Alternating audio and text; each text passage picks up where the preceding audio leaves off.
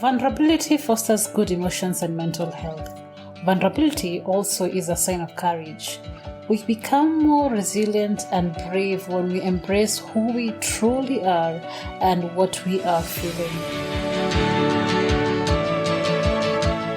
The Vulnerable Scientist podcast is a space for scientists who are honest and authentic or are working towards it. Join the vulnerable space by either sending an audio using the link on the show notes talking about your highs and lows as a scientist, or by contacting Sarah Nyakeri, aka New Biochemist, to schedule a chat. The Vulnerable Scientist podcast benefits both the listener and the one sharing. You can now rate this podcast on Spotify or put a review on Apple Podcasts or any other listening platform with a rating button. And to share your thoughts, feel free to send an audio message using the audio link, either using your name or anonymously, to be published on the following episodes of the Vulnerable Scientist podcasts.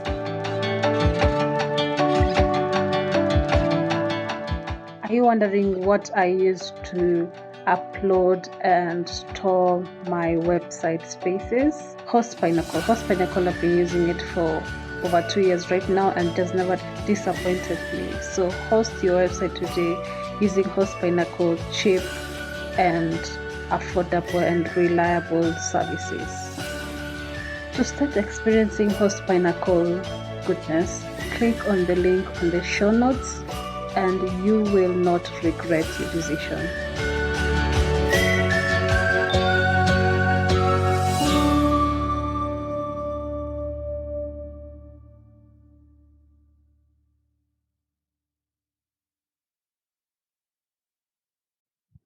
Hi everyone, welcome to the Vulnerable Scientist podcast. This is your host Sarah Nyakeri, and you are in a space where we invite scientists who are willing to be vulnerable, talk about their journeys, their highs and lows. And today we have Bernice Waweru, who will introduce herself further. Bernice, hi.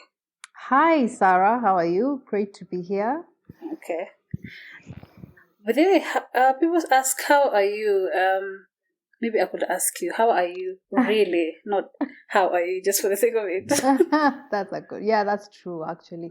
I am okay actually. I'm great. I have to say, I'm at a point in my life where I feel that I'm moving in the right direction. Mm-hmm. My family is good, and career-wise, I think I'm also in a good place. Myself individually, I'm happy, and yes, I'm okay. I think yes, not I think I am sure. I'm good. Thanks for sharing that. Okay, yeah. So introduce yourself to someone who doesn't know you. Absolutely. So my name's Bernice Waweru in full. I'm currently working as a Bioinformatics Research Officer at the Beca-ILRI Hub, better known as the Biosciences for East and Central Africa, at the Beca-ILRI Hub in Nairobi. That's where I'm situated. So I'm a mother. I am a wife. I'm a sister, firstborn in my family. So I have 2 kids. One is 12, a boy. He'll be 13 very soon. I'm going to have a teenager. I have a daughter who's 5 years old. She's getting into year 1 in September. And I'm also a wife. My husband's name is Hezron Gugi. We've been married for, we've been together for close to 12 years. We got married officially in 2015, May. That's when we did our white wedding. Yes, so that's me, and I love outside of my work and my family, I enjoy hiking quite a bit. I am a fitness and nutrition enthusiast, so that's something I really do for myself, for my well-being, and for my just to make sure that I have a space where I'm me and I get to think and just be free and let go and let stress out and come back rejuvenated. Yes, that's me. Sorry, I'll have to go back. How did you start hiking? How did I start hiking? That's a good question. So, let's say during COVID, actually, I got employed at Beca March of 2020, just when COVID was beginning, and I only went to work for 2 weeks. I was at the office for 2 weeks before we were told to go home, because March 19th is when they announced that we have to work from home, compulsory for everybody. And yes, I came back home in Nakuru. And yes, it was a lot. It was a lot going on. My kids were both doing online classes. I was working from home. Of course, my husband is a business person, so he was also at home a lot. And I really needed to get something just to do for me, just to let go of all the pressure, because it was a lot. I'm at home doing online teaching with my kids, both of them. I have to sit there with my daughter from 8 to 12 every day, and then from 2 o'clock up to around 9 o'clock I'm working. All that. So I just needed to get something to do for myself. And I started seriously doing fitness and nutrition at that time, actually.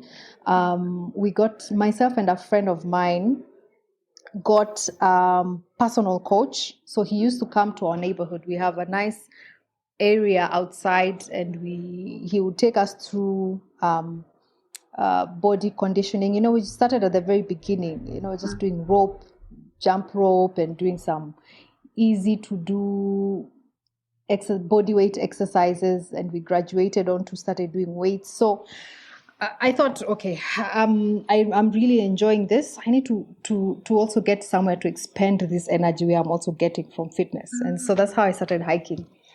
And my coach and a few of his other coach friends actually organized our first hike for some of the people they were coaching personally. So including, so there's also another guy called Wilson Monene, who we actually happened to go to campus with. He's also a personal coach around Nakuru. So they organized a hike to Menengai, just the one here in Nakuru. It's called Menengai Crater, and we went, and it was so much fun, and I fell in love with hiking from then.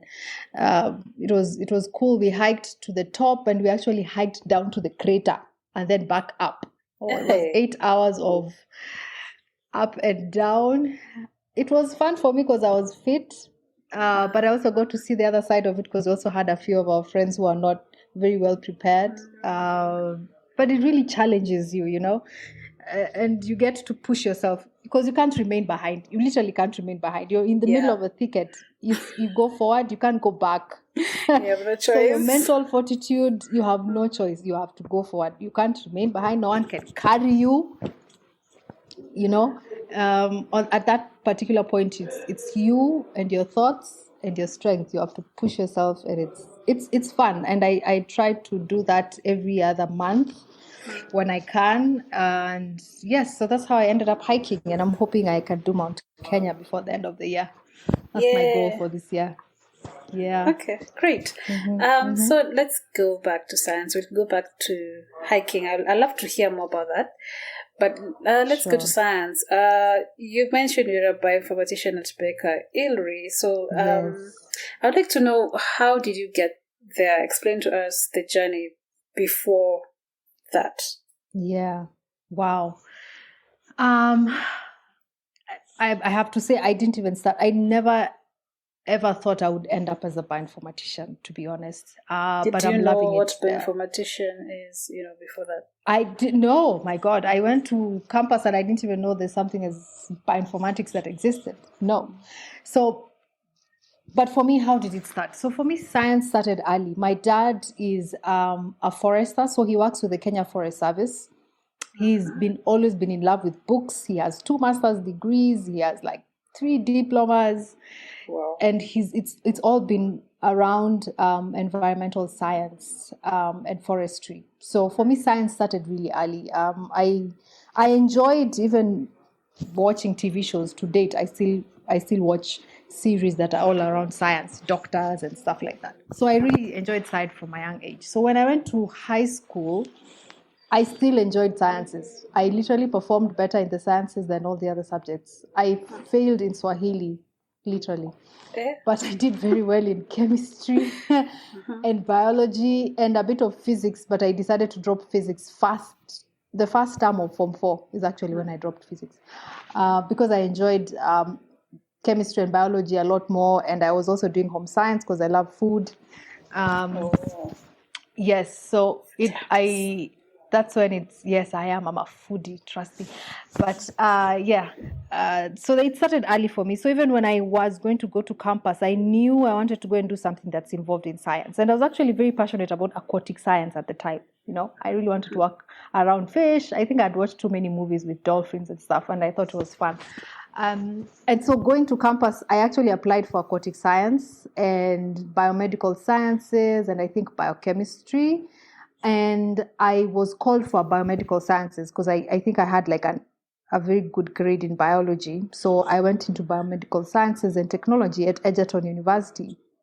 And that was 4 years of a lot of self-discovery, I have to say.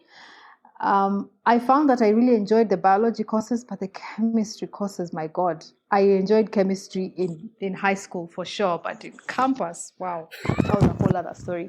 Yeah, but chemistry was not my thing. But anatomy was awesome. Environmental science was awesome. Molecular biology, I have to say, was my highlight. In third year, when we started doing molecular biology, I felt like, oh, wow, I think now I'm enjoying campus. Molecular biology, biotechnology. And we actually had a lecturer who taught us about new topics in biotechnology, I think was the unit. And that's when I got to learn about bioinformatics, but very much on the outside, like very much on the theory. What is bioinformatics? Bioinformatics is combining analysis to biological data, analyzing it using computing systems. That's bioinformatics. So that's all I knew, And I was introduced to very simple molecular markers at the time at Egerton. That's what they had the capacity to do at their lab. That is simple sequence repeats. So that's what we used, actually. We were introduced to bioinformatics as one of the emerging topics, in biotechnology and molecular biology. So I only knew about it very, very, very theoretically. And I actually didn't pay much attention to it because in my undergraduate, I enjoyed molecular biology and biotechnology quite a bit. And I actually ended up doing the industrial attachment that we do in our third year in the Kenyan system, university system. So I went to KALRO Njoro. So KALRO, at the time, it was still called KARI, Kenya Agricultural Research Institute, in Njoro. So there was actually a master's student at that time called John Dungu, who was doing his master's work in one of the Egerton labs. And I approached him and I told him, do you think I could get an internship at KALRO? Because I know they have a molecular lab and all, and I think it would be a great place for me to get more experience in terms of molecular biology, biotechnology, and actually how it's applied. So he said, yeah, of course, come to KARI. So at the time it was KARI. Come to KARI, bring your letter, and we can take it up to the management. And I was actually called back like 2 weeks later, and I was offered the internship at KALRO. So I was working under Dr. Laura Karanja, a virologist, and root tubers breeder. So she was working on cassava. She was working on sweet potato. She was a very good sweet potato breeder, and banana at the time, plantain. So I got to go to her lab in my third year and work with her,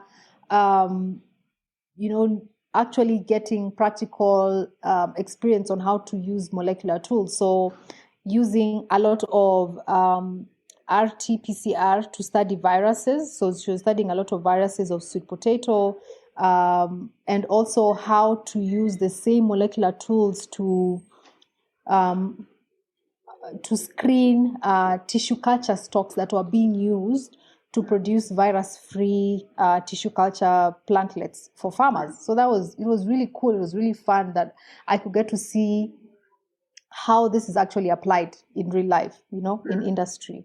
And that was quite nice. And I really enjoyed it. So what I did is I spoke to her and we came up with a small project that I was able to do for my 4th year project that we usually do in a science course. And I was able to use or develop a project where we were using or evaluating the efficiency of polymerase chain reaction to detect cucumber viruses. So cucumber viruses are viruses that affect sweet potato and a little bit of cassava. So, but my work was mainly to detect, to evaluate how well PCR was able to detect cucumber viruses from sweet potato breeding lines, so elite breeding lines and tissue culture stocks. And it was quite good, and I really enjoyed it. And after that, I was really hooked into molecular biology and biotechnology for sure. And so what I did after that was to go back.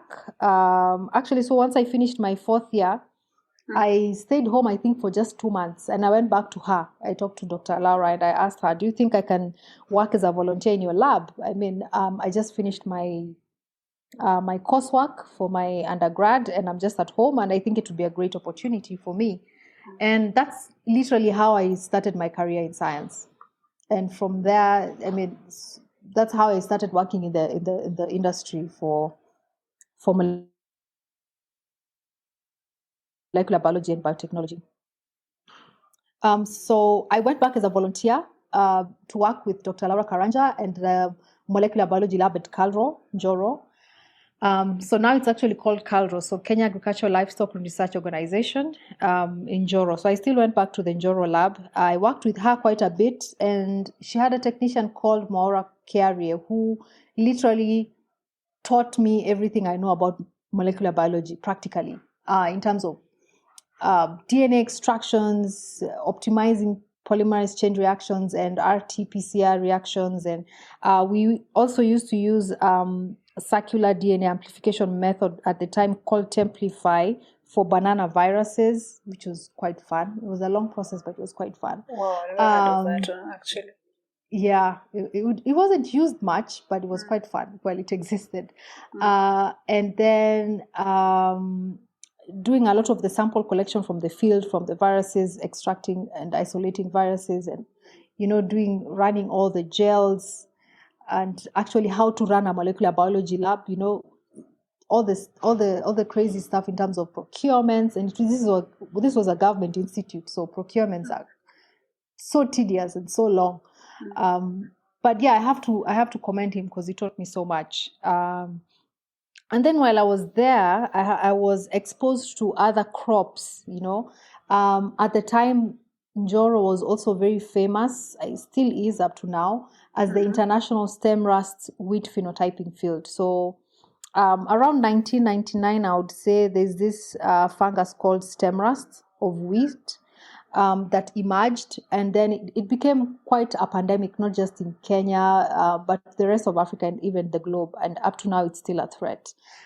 So Njoro, because Kenya was such a hotspot, and Njoro was the wheat breeding station for Kenya, like literally the only one under the government institute, became the international phenotyping field for stem rust. So at the time, there was a lot that was going on. So I used to see, like every year in October, I would see lots of foreigners, lots of scientists coming in from Mexico, from Australia, from Canada, and I was always wondering, who are these guys and what are they here to do?